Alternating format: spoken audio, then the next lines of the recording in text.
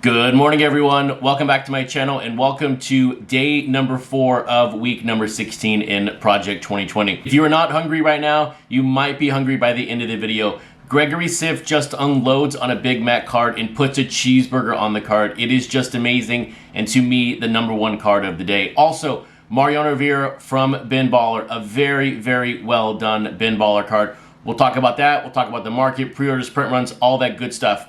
But first, if you are a fan of Project 2020 and want daily videos to your inbox, please hit that subscribe button. So it's Thursday morning. What has transpired so far in this week? Yesterday morning on Wednesday, we had the first print runs released and both cards came in within my range. So it's very nice throughout the week, 2 for 2. The Don C. Ted Williams, 4.6 thousand, and then the Sandy Koufax Ermsey, 6.3 thousand. So nothing too surprising here, well within the range, and we are now off to the races for week number 16 of the print runs. We're also about to find out the print runs for Jacob Rochester's Nolan Ryan and Joshua Vides' Ken Griffey Jr.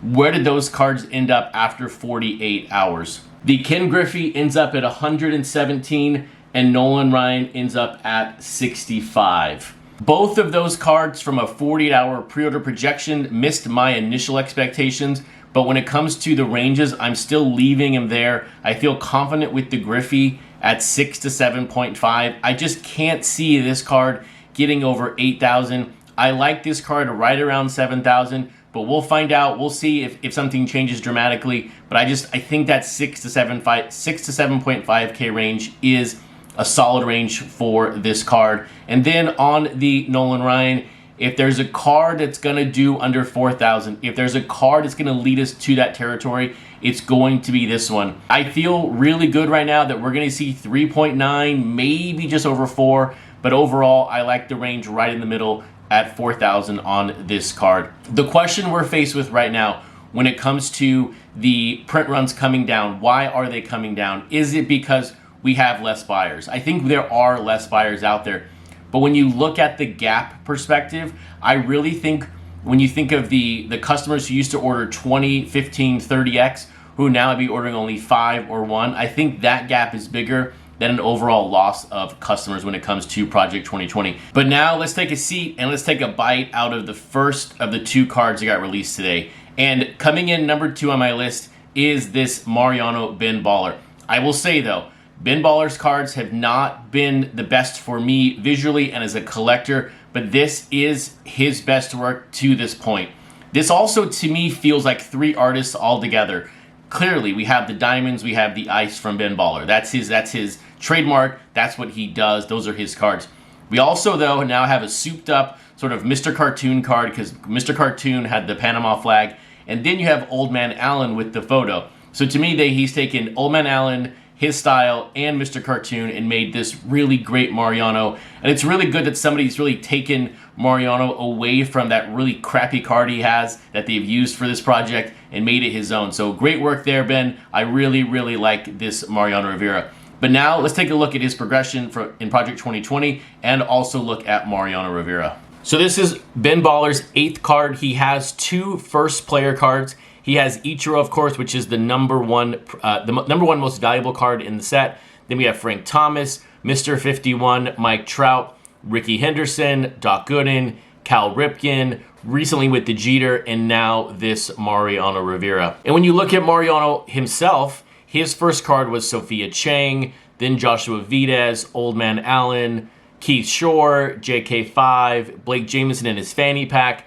and then recently with the Mr. Cartoon. And a second ago, I just said this is, to me, Bin Baller's best work, and I'll say for Mariano Rivera, this is now his best card. I'm still waiting for my 2 favorite artists, but at the moment, this Bin Baller is Mariano's best card. And if you're looking to pre-order this card on eBay, I have a link below in the description. You can click on that. Takes you to my website, and you can click in there and pre-order the Mariano Rivera. Now, as we shift our focus to the numbers from yesterday and the market overall, look, a really actually interesting day in the market.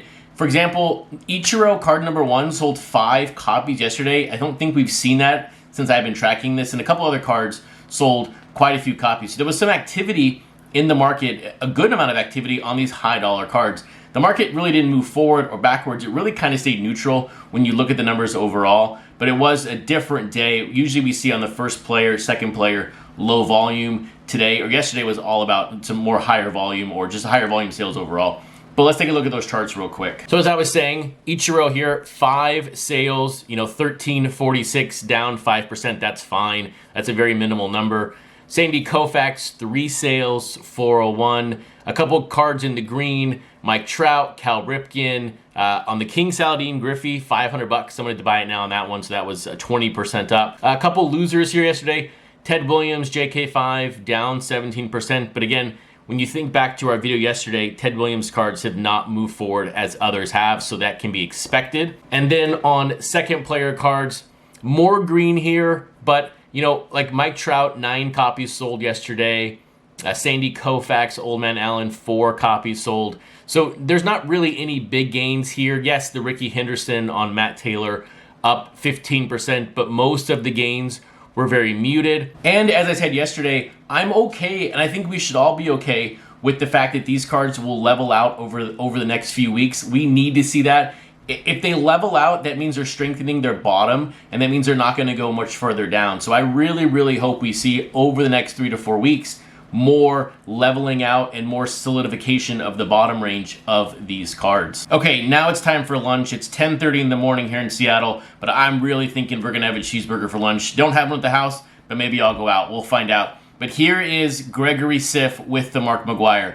And I understand that not every card can be a moment in time. Yes, the F. Dwight Gooden with the mask is a moment. There are other cards out there that are moments in time when it comes to the set. But look, Gregory Siff now owns the food category.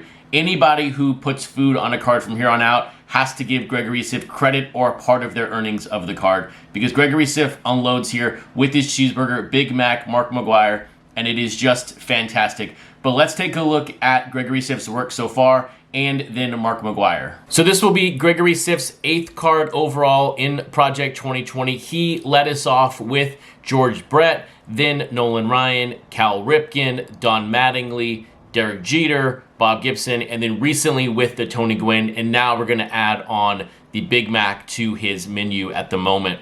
And now when you look at Mark McGwire, this is also his 8th card. His first card was F.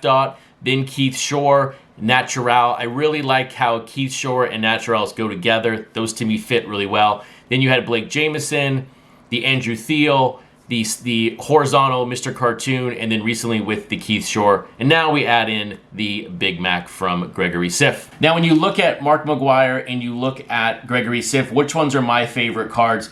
Now this one's difficult because Natural has a Mark McGwire card out there. I really, really like that Natural. But when you have a cheeseburger on a card, how can you not like it from the fun factor? So for me right now, 1A and 1B is Natural and Gregory Siff. And then when you look at Gregory Siff's work overall, from a fun factor, it has to be this cheeseburger. I'm also starting to really, really like his Cal Ripken. I think at the time it was different, but now it really makes a lot more sense. I really like his Cal Ripken. So now speaking on Natural and Grotesque to that point, where did the cards from yesterday fall after 24 hours? We had George Brett with Natural and Ichiro with Grotesque. After 24 hours, George Brett comes in at 41 pre-orders and Ichiro comes in at 54. On Ichiro, on a print run perspective, I'm looking at 5 to 6.5 thousand. That seems a little high to me when you talk about over 6,000 for a Grotesque card, but there is some built-in demand and purchasing for Ichiro himself. So that's why I have a little bit of a high range here, a little bit over 6. But we'll see where the pre-orders come in. That card right now, to me, after one day, feels like a card in the 5s. Now taking a look at George Brett with Natural, and I will say, I know that I'm biased on Natural, but it's very surprising to me to see how the fans have not responded to Natural, his artwork. It's very clean. It's not like out of the ballpark. It's not different. It's just a different style, and it's just surprising to me how his artwork has not picked up more steam. We'll see as he has Mike Trout and some bigger players, but for the time being, he has not been that well received. So on George Brett, with only a little over 40 pre-orders, I'm looking right now at 3.75 to 4.75. 4.75, that number seems rather high. I don't know if we're going to see this card over 4.3, so I'm really trending underneath 4.3, 4.2, maybe possibly another card under 4 if this Nolan Ryan today posts under 4. We will find out here in a couple of hours. If you like this video, please give it a thumbs up. And if you're looking for more Week 16 Project 2020 news and notes from me, please check out the playlist on the screen right now.